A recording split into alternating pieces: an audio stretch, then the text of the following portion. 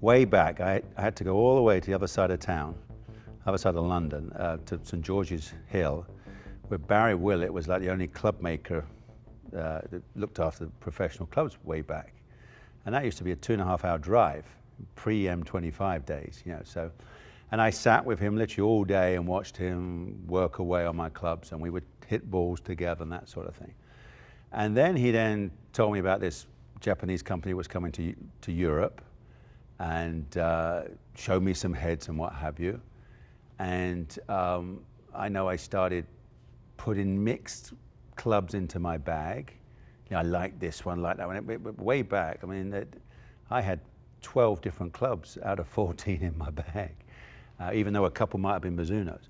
And then he then said, and then Mizuno then came to Europe with their truck, with their mobile workshop.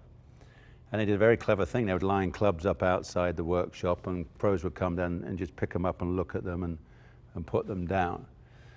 And then actually at that time, so I'd been watching this and looking at these clubs. I had a few in my bag. And in fact, I then joined another brand, but the boss, they were going through transition of old school, trying to get modernization, wasn't working. So he let me put Mizunos in the bag. So I went back to Barry and I said, would Mizuno make me a set of clubs with just numbers on them? You know, and they said yes. And I got those clubs, and I never forget it because it was at the Greensboro in North Carolina, the week before the Masters in 1987.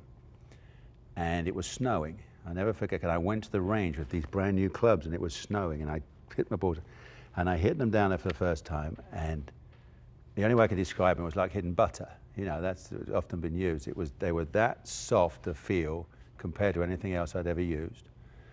And that's when I put my good old TP9s into the bag, and that was, you know, spring of '87, and by July '87 I win my first Open. And so I stuck with them. They stayed in the bag, and then of course I then joined Mizuno in 1990. And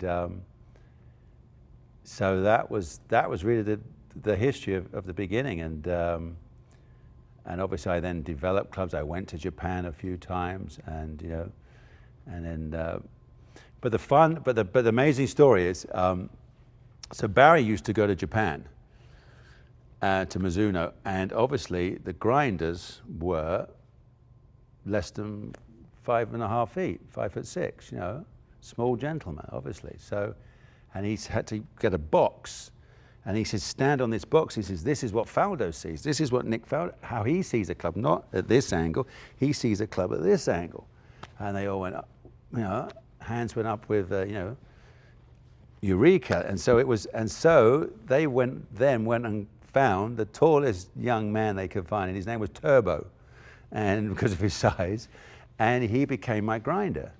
And so he ground my clubs, and we then had a great relationship from far away. I mean, you know, we spent a little bit of time together. I think I visited him probably only once, and I think he came to Europe once or twice. But that was the most, at the end of a season, I would put my order in for a few more clubs, and they would send me 4 sets of clubs. And so that was special, because I really remember that in 1990, I had a good break. I had injuries in my arms. I had a good break about 5 or 6 weeks, and you're not sure, like, where's the incentive to start practicing? You know, I've been through the winter, and you know, and my clubs arrived. These 4 boxes of Mizunos arrived, and I used to go through them meticulously with looking at for number 1 set, number 2 set, number 3, number 4. I wasn't worried about 3 or 4. It was finding number 1 and number 2 set. And I used to find them visually. I'd find them and go, so which set looked absolutely perfect to my eye? And then I go and hit them, because back in those days you had to hit the. Oh, that's good. Look at that one. That's nice. Distinctive characteristics. I mean, it was the Hosel. I always looked. Obviously, we taught. You know, everything is tapered. The grip is tapered. The shaft is tapered. And then you came to a Hosel, and people made a right mess of the Hosel. And then finally, Mizuno could make the Hosel really bleed off the shaft into the head and into the leading edge. And that was the most important thing for me.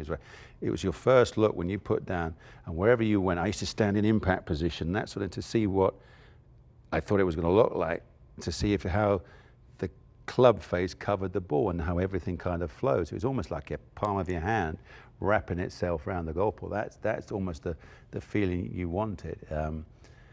And so it's all those lines, and as I learned how difficult that is to grind, to get somebody, and again, back to Turbo, he was unique, because where some grinders would do the hosel and just put it on the, got this giant sander going at this amazing speed, and some people would go, and just spin it in a circle. But he would take it and go, so I described it as a hosel, like 1,001 lines. You could almost feel it, because they were, handmade. And you could feel that it wasn't like a cylinder. It had this wonderful, so it's like anything, and handmade clubs for me, to my eye, and I asked him to make special things, and make special look, special bounce, all sorts of things, special radiuses and all sorts of things. So different thickness in the heel as well, and I wanted a little bit deeper there, and so they were amazing things. When you got them at the end of the year, you thought it made you feel good. So I put them together, and off we went.